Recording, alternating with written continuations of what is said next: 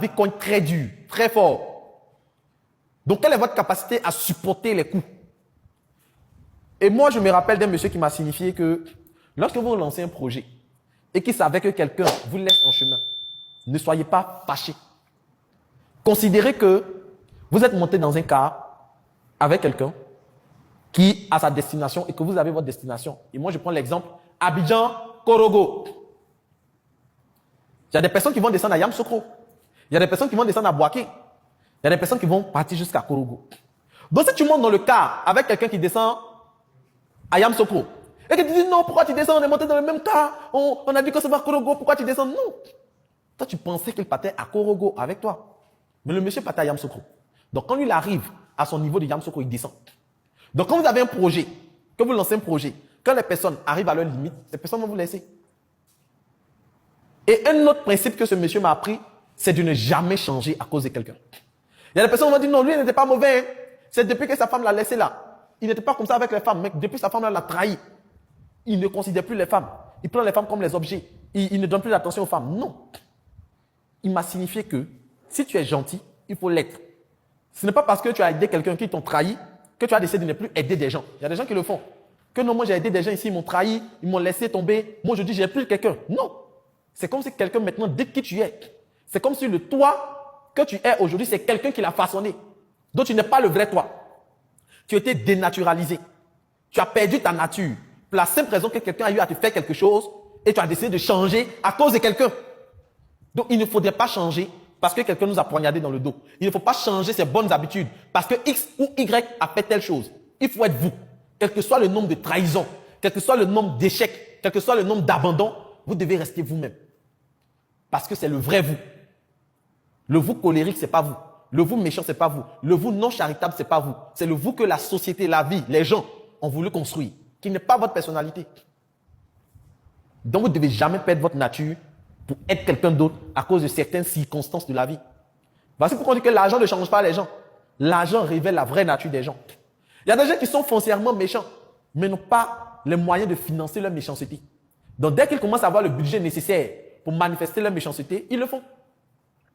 Et ce n'est pas parce que cette personne était gentille, était aimable. La personne n'avait pas l'argent pour démontrer sa vraie nature. Donc l'argent ne change pas les gens. L'argent révèle leur vraie nature. Il y a des personnes qui ont l'argent, qui sont immensément riches, qui sont toujours courtois, qui sont polis, qui sont conviviables, qui sont aimables. L'argent n'a rien changé à leur vie. Les trahisons n'ont rien changé à leur vie. Donc vous ne devez jamais perdre votre nature pour des circonstances externes. Savoir-faire. Le troisième élément, habitude ou trait de personnalité. Faire des compétences une habitude régulière dans les situations, notamment les situations où nous en avons le plus besoin. Comme je vous le disais, la dernière étape de l'apprentissage, c'est le fait d'être inconscient ou de pouvoir pratiquer de façon inconsciente nos compétences. Vous devez arriver à un point où faire ce que vous faites ne vous demande plus de trop réfléchir. Et moi, je me rappelle au lycée scientifique, lorsqu'on partait au devoir, les professeurs avaient une manie de mettre les questions à 0,25. Il n'y avait pas les questions de 1 point. Il n'y avait pas les questions de demi-point. Toutes les questions étaient 0,25, 0,25, 0,25. Donc, pour avoir 18 ou pour avoir 17, il fallait répondre au maximum de questions possibles en peu de temps. Et il nous disait qu'on ne vient pas au devoir pour réfléchir. Qu'on ne va pas au devoir, on ne va pas à l'examen pour réfléchir. Que là-bas, on va pour agir. Que dès que tu regardes la question, dès que tu regardes les données, c'est pas maintenant que tu vas réfléchir, voir c'est quelle propriété même il faut faire. Hey, ça c'est quelle propriété? Non. Dès que tu regardes, tu deviens comme une machine. Qu'on va à l'examen, on va au devoir pour écrire. Qu'on ne va pas parler réfléchir. Et c'était un conditionnement dans lequel ils nous ont mis. Et c'est aujourd'hui que je comprends au fait cet aspect du fait qu'il faut être inconscient même des compétences. Dès qu'on te donne la situation, tu fais ça comme un réflexe. Et ça, c'est déterminant en tant que chef d'entreprise. Donc sur ce, je vous remercie pour cette séance de formation. Voici les éléments qu'on avait à vous transmettre. Ce qu'il faut retenir, c'est que dans la psychologie du chef d'entreprise, vous devez apprendre à apprendre. Apprendre à apprendre, c'est de comprendre les concepts clés du fonctionnement de votre cerveau. La deuxième chose, c'est la reprogrammation mentale, la visualisation positive, la pensée positive, le fait d'être positif, le cerveau orienté solution. L'autre élément, c'est également de pouvoir faire quoi? Gérer votre temps, la gestion du temps. La première technique, optimiser vos temps libres.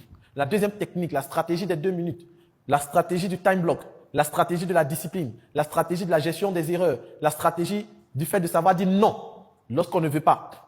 Après, c'est la gestion de l'échec. L'échec égale à E égale à MC carré. C'est-à-dire que l'échec égale à la mauvaise connaissance au carré. Et là, il y a 3 départements qu'il faut comprendre pour mieux gérer l'échec. C'est vous connaître votre marché en deuxième lieu et les acteurs. Et en troisième lieu, c'est de pouvoir connaître qui? Vos collaborateurs et vos clients. Et le dernier élément, c'est l'intelligence émotionnelle. Vous devez savoir que nous sommes des êtres émotionnels qui rationalisons. Et que dans la mesure du possible, vous ne devez pas laisser vos émotions vous dominer. Laissez vos émotions décider de qui vous êtes. Mais vous devez garder votre nature et vous entraîner à donner le meilleur de vous-même. Donc, est-ce qu'il y a des questions?